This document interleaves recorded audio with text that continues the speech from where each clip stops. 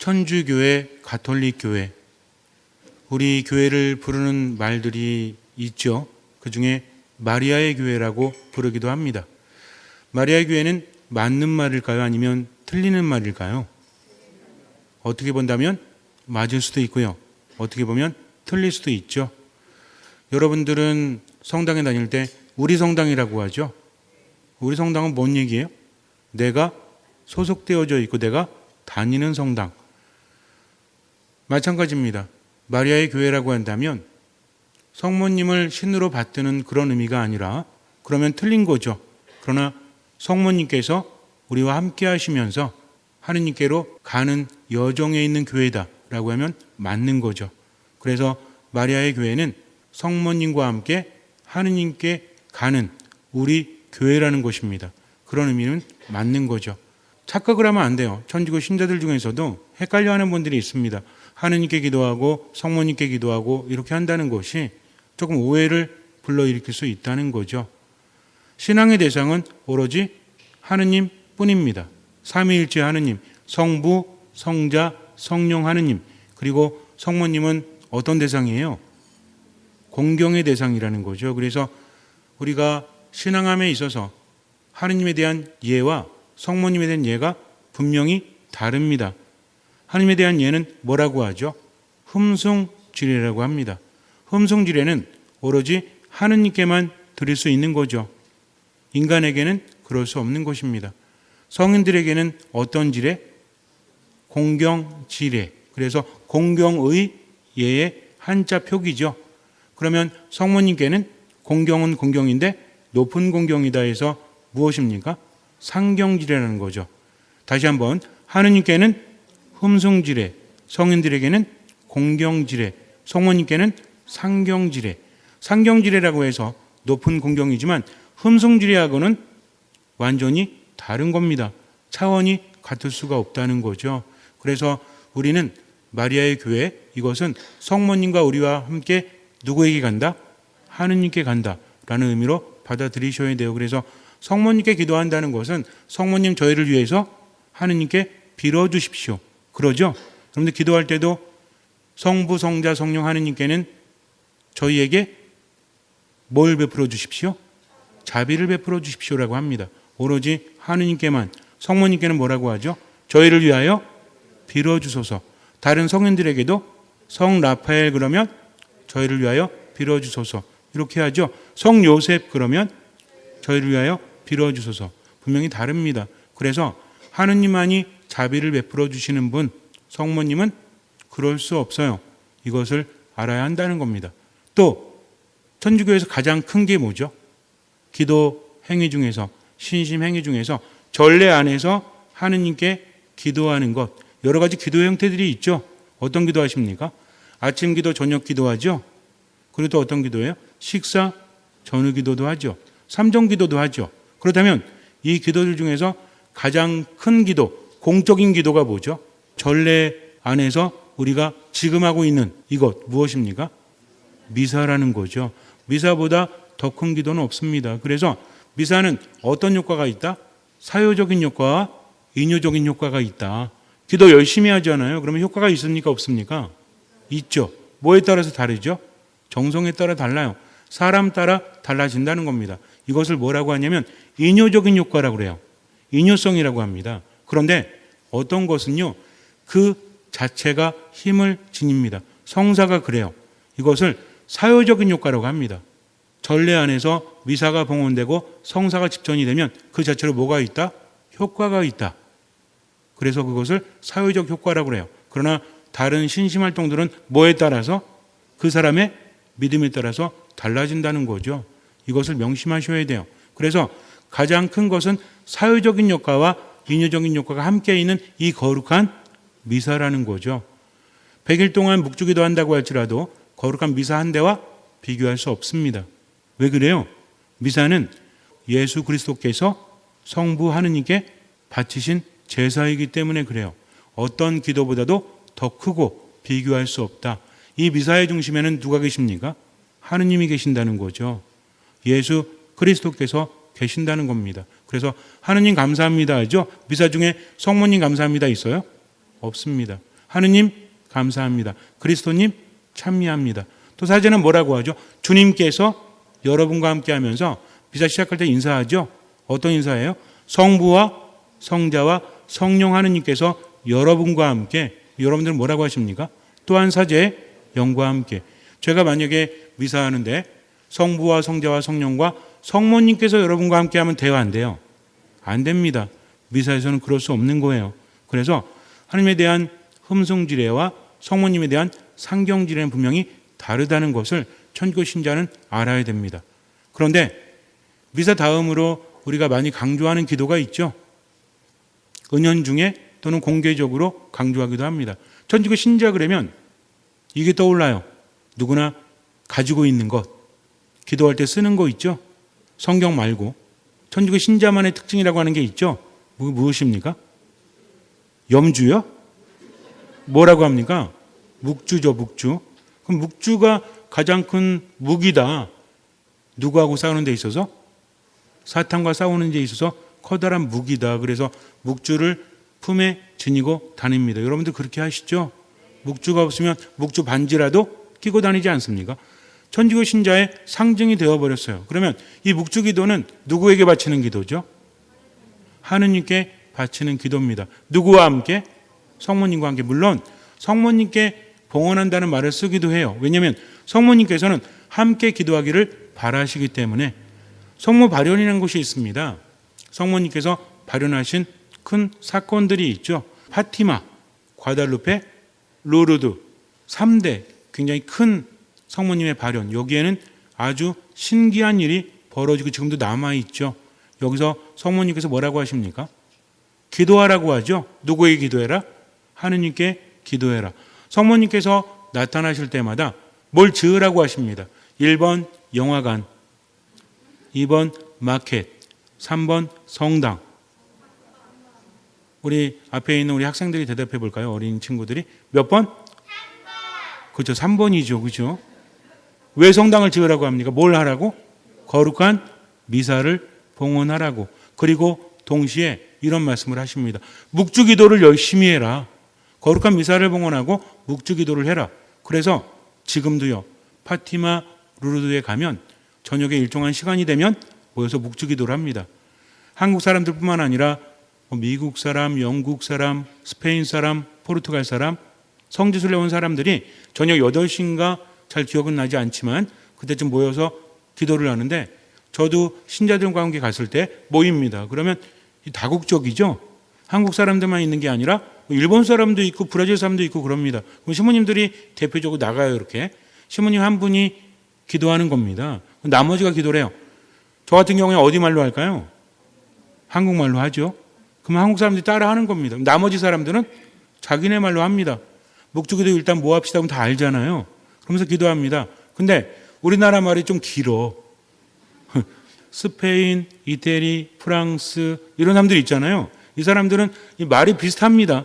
라틴 계열에서 나왔기 때문에 아멘 그러면 우리는 좀 하나 남았어. 근데 이 사람들이 기다려줍니다. 그리고 또 시작을 하는 거죠. 이태리 신부님 올라가면 어디 말로 하겠어요? 이태리 말로 하죠. 그러면 이태리 사람들 다 끝나고 다른 나라 사람들 다 끝나는데 한국 사람은 아직도 해. 그럼 끝나면 또 기다려줍니다. 이게 뭐 분위기가 나쁘지 않습니다. 기다려준다는 거죠. 그러면서 지향을 두죠. 이 묵주기도는 어떤 기도일까요? 묵주기도 할 때 우리가 뭐라고 하죠?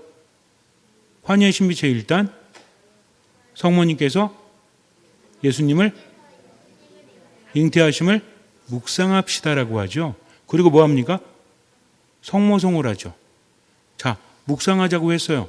묵주기도가 힘든 이유가 뭐냐면 이 기도가 하느님께 바쳐지는 건지 성모님께 바쳐지는 건지 잘 알지도 못하는 상태에서 탈원 상태에 들어가니까 어떻게 합니까? 은총이 가득하신 마리아님 기뻐하소서 하다가 빨라지죠?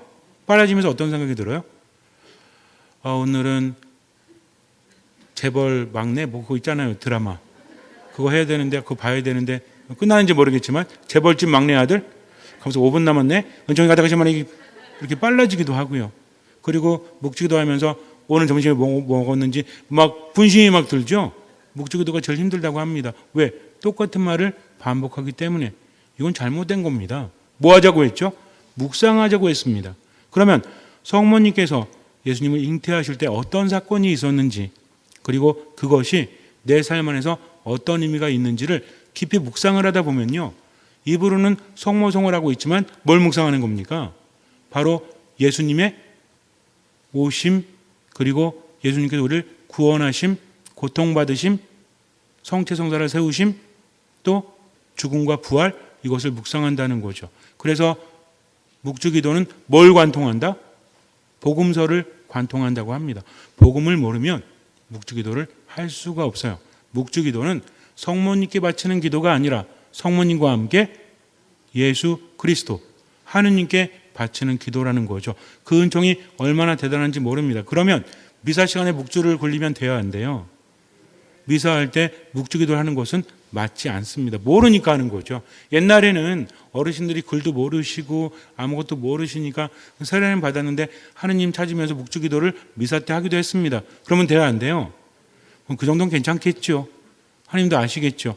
그러나 우리는 알고 있지 않습니까? 미사가 더 크다라는 것을. 그럼 미사 시간에 묵주기도 하면 안 된다는 거죠. 오늘이 천주의 성모 마리아 대축일이죠. 이것을 풀어서 말하면 무엇입니까? 하느님의 어머니 대축일이에요. 아니 그러면 엄마가 높아요? 아들이 높아요? 엄마가 높거나 그래도 아들 뭐 이런 거 있잖아요. 그죠? 그러나 이것은 성모님을 높이기 위한 것이 아니라 예수님은 하느님이십니까? 사람이십니까? 그분은 하느님이시면서 사람이죠. 왜 사람이셔야 돼요? 그분은 뭐 말고는 우리와 똑같은 인간이시죠. 죄 말고는 우리와 똑같은 인간이십니다. 예수님도요, 인간성을 가진 순간부터 인간이 겪는 모든 일을 겪으셨다는 거죠. 슬프십니다. 그분도 아프십니다. 그분도 드셔야 돼요. 왜 그래요? 온전한 인간이 되어야만 뭘 할 수 있기 때문에, 인간을 대신해서 대속을 할 수 있기 때문에 그래요. 인간이 지은 죄는 누가 갚아야 됩니까? 인간이 지은 죄는 누가 갚아야 돼요? 신부님이 너네들한테 돈을 꿨어. 그럼 누가 갚아야 돼? 신부님이 갚아야지. 그죠? 내가 꿨는데 옆에 있는 선생님이 갚아줘? 착한 선생님? 아니죠. 인간이 지은 죄는 누가 갚아야 됩니까? 인간이 갚아야 됩니다. 그래서 하느님이 인간이 되신 거예요. 내버려 둘 수는 없는데 하느님께서 법에 따라서 인간을 만드시고 법에 따라서 인간을 보살피시는데 인간이 죄를 졌죠. 근본적으로 인간이 갚아야 됩니다. 근데 인간에게는 그럴 힘이 없죠. 그래서 하느님이 인간이 되십니다. 고통을 당하십니다. 죽으십니다. 그리고 부활하셨죠. 그러면서 회복시켜 주시죠. 그게 뭡니까? 이것이 구원 행위예요. 어렵게 생각하실 필요 없습니다. 그래서 그분이 인간이 되셨고 우리를 대신해서 죽으셨다. 이것이 무엇이다? 이것이 대속이라는 거죠. 그냥 그분은 인간이셔야 됩니다. 인간은 누구에게 태어나죠? 어느 날 갑자기 하늘에서 뚝 떨어져요? 인간에게서 태어나야 됩니다. 그러니까 뭐가 필요한 거예요? 어머니가 필요하죠. 근데 이것이 인간적으로 태어나면 안 돼요.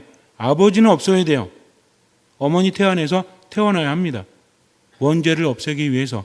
그래서 예수님께서 온전한 인간이 되시기 위해서 인간을 입으시죠. 누굴 통해서? 성모님을 통해서. 그래서 하느님의 어머니라는 말은 뭐냐면 예수님은 온전한 인간이시지만 동시에 누구시죠? 하느님이시잖아요. 이걸 우리가 교리를 배우고 알고 있지 않습니까? 좀 어려울지 모르겠어요. 그러나 인간이 되신 예수 그리스도는 온전한 인간이자 온전한 하느님이십니다. 이것을 우리가 알아야 된다는 거죠. 그래서 미사 때 여러분들 신부님이 포도주에다 물 섞잖아요. 이렇게. 모르시면 안 돼요. 봉헌성가 부르신다고 해도 신부님 혼자 앞에서 소꿉장난 하는 게 아닙니다. 뭐예요? 포도주에다 물을 섞죠? 이게 뭐예요? 예수님의 신성과 인성을 의미합니다. 그리고 예수 그리스도라는 말은 굉장히 중요한 말인데 여러 가지 의미가 있는데 이 가운데는 리꼬르가 있어요. 는. 3 더하기 2는 몇이에요? 오, 똑똑해요. 3 더하기 2는 5와 3 더하기 2가 똑같은 거죠. 자연수 안에서는 똑같지 않습니까? 어쨌든 그래요. 그렇다면 예수는 그리스도이시다. 이게 무슨 얘기냐면 인간인 예수는 하느님이신 그리스도이시다. 당신은 하느님의 아들이십니다.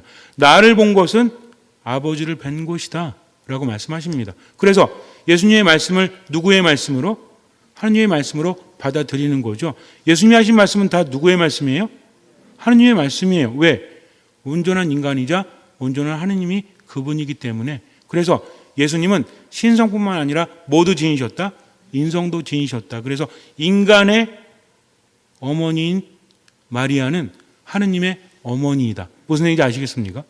높음을 말하는 게 아니라 예수님의 신성과 인성이 예수님 안에 모두 있다는 것을 말하는 거죠. 천주의 성모 마리아라는 말은 성모님을 높이는 말이 아니라 예수님의 무엇을? 인성을 강조하는 말이다. 이 정도는 우리가 알아둬야 될 것 같아요. 그렇지 않으면 또 성당에 다니면서도 성모님이 하느님인 것처럼 그러면 누구 마음이 아파요? 성모님 마음이 아프십니다. 성모님은 기도하기를 바라세요. 하나님의 뜻을 따르기를 바라신다는 거죠. 우리가 성모님과 함께 신앙생활함에 있어서 정말 중요한 게 있습니다. 그분은 우리를 위해서 빌어주시는 분이에요. 하느님과 우리를 이어주시는 분은 누구죠? 이걸 구분 잘 하셔야 돼요. 하느님과 우리를 이어준 분이 누구죠? 예수 그리스도이십니다. 성모님이 아니에요. 성모님은 뭐예요? 우리의 기도를 하느님께 전해주시는 거죠. 그런데 성모님의 간청을 예수님께서 뿌리칠 수 있으시겠어요? 그렇지 않습니다. 카나 혼인잔치 기억나시죠? 요한복음은 7가지 표징이 있습니다. 기적을 많이 담지 않아요. 요한복음사가는 군더더기 없이 복음을 집필합니다. 여기에 사건은 굉장히 중요한 거예요. 7가지 기적만 있었다는 것이 아니라 모든 기적을 총망라해서 7가지로 나눠놓은 거죠. 의미가 있다는 겁니다. 첫 번째 기적이 무엇입니까? 카나의 혼인잔치 기적이죠. 때가 되지 않았는데 혼인잔치에 술이 떨어집니다. 근데 누가 부탁을 하죠? 성모님께서 부탁을 하십니다. 예수님 뭐라고 하세요? 아직 저의 때가 되지 않았습니다. 그거와 저와 당신이 무슨 상관입니까? 우리하고 상관없지 않습니까? 그래요. 성모님이 어떻게 하시죠? 침을 해주셨어요. 일꾼들을 불러서 뭐라고 합니까? 그분이 시키는 대로 하여라. 그래서 무엇이 일어났죠? 기적이 일어났죠. 예수님이 어머니 왜 그러세요? 아직 때가 안 됐다고 그랬는데 좀 억지로 그러시는 거 아닙니까? 라고 말씀하십니까? 아니죠. 그분이 시키십니다. 그리고 기적이 일어났다는 거죠. 그리고 마지막에 십자가 위에서 예수님께서 뭐라고 하시죠? 사도 요한이 있었죠?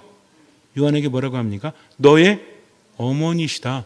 예수님은요, 십자가 위에서 극도로 말을 아끼십니다. 예수님께서는 십자가 길을 가시면서 웬만하면 말씀하지 않으세요. 그런데 중요한 말씀을 하십니다. 너의 어머니시다. 그리고 당신의 아들입니다 하면서 누굴 이어주죠?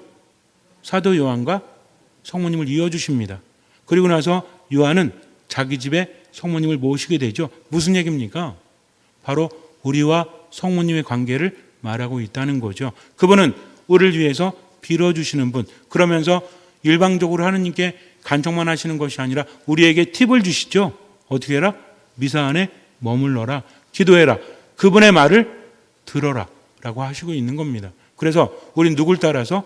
성모님을 따라서 하느님 안에 머무는데 예수님처럼 산다는 거 너무 어렵잖아요. 그렇지 않습니까? 여러분들 예수님처럼 산다는 게 쉬워요? 너무 어렵지. 그럼 성모님처럼 사는 것은 좀 어때요?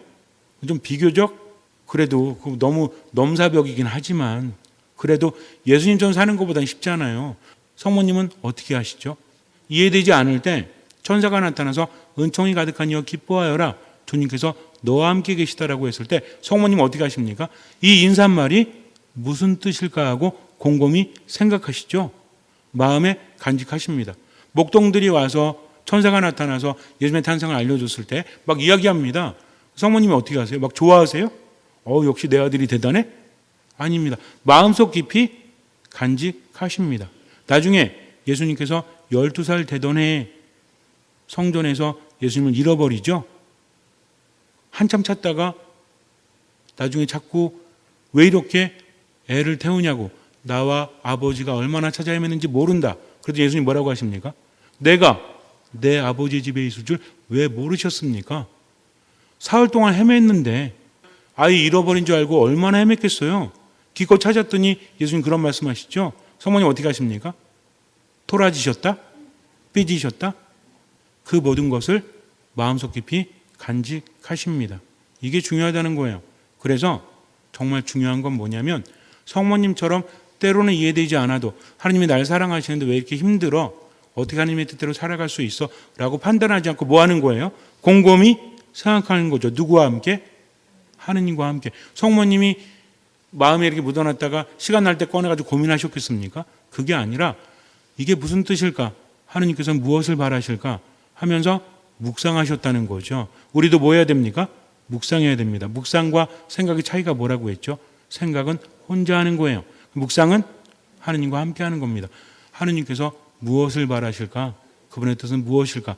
이렇게 하면서 살아가기를 성모님께서도 바라신다는 거죠. 그래서 오늘 천주의 성모 마리아 대축일에 우리가 다른 거 말고 성모님처럼 하느님 안에 머물자. 일단 멈추고 성호를 긋고 마음 깊이 묵상하면서 지금을 살아간다면 삶은 바뀔까요? 안 바뀔까요? 바뀌죠. 왜? 하느님께서 함께 하시기 때문입니다. 마지막으로 문제 낼게요. 성모님이 행복하신 이유는 무엇이죠? 두 가지 있다라고 했습니다. 돈이 많아서 아닙니다. 이쁘셔서 아닙니다. 성모님이 행복하신 이유 두 가지가 있다고 했죠? 뭘까요? 첫 번째는 하느님께서 함께 하시기 때문입니다. 두 번째는 뭐예요? 그렇죠. 그분의 말씀이 이루어지라고 믿으셨기 때문이다. 이 두 가지는 알아두세요. 성모님 왜 행복하시다고요? 하느님께서 함께 하셨기 때문이에요. 두 번째는 주님의 말씀이 이루어지라고 믿으셨기 때문이다. 잠시 눈을 감으세요. 성모님은 하느님께서 함께 하셨기 때문에 행복합니다. 우리도 마찬가지죠. 하느님께서 우리와 함께 하십니다. 두 번째가 중요합니다.